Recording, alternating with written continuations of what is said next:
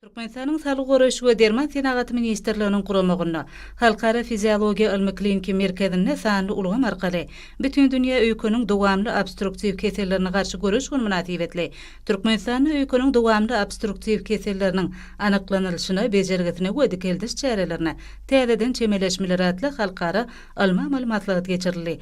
Matlagda Sağlyk Goraýşy ulgamynyň Aşgabat, Arkadaş şäherleriniň ýurdumyzyň wilayatläriniň Sağlyk Goraýşy müdirlikleriniň ýolbaşy düzümi Sağlyk Goraýşy idaralarına dürli gurullarda dähmet çeken Lokman Hunermenler, Şeýlekem Murat Garryf adına Türkmenistanyň Döwlet Lokmançylyk Uniwersitetining professor mugallimleri gatnaşdylar. Matlagatyň dowamyna Türkmenistanyň hormatly prezidentiniň sağlyk döwlet maksatnamasyny üstünlikli durmuşa geçirmek, maksatnamaň çeklerini alyp barýan işleri, Sağlyk Goraýşy ulgamyny ösdürmek, ilatymyzda edilýän öňdewarjy tehnologiýalara dayanýan ýürütülüşdirilen Sağlyk Goraýşy hyzmatlaryny hasam kämilleşdirmek baradaky çykyşlar diňlenildi.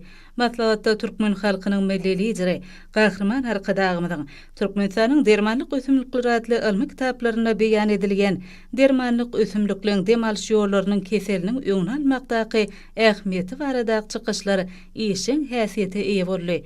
Matlagatyň ahyryny oň gatnaşyjylar Türkmen halkynyň milli lideri Gahrman Arkadagymyň hemde hormatly prezidentimiz Arkadagly Gahrman Serdarymyň alkyş sözlerini beýan etdiler.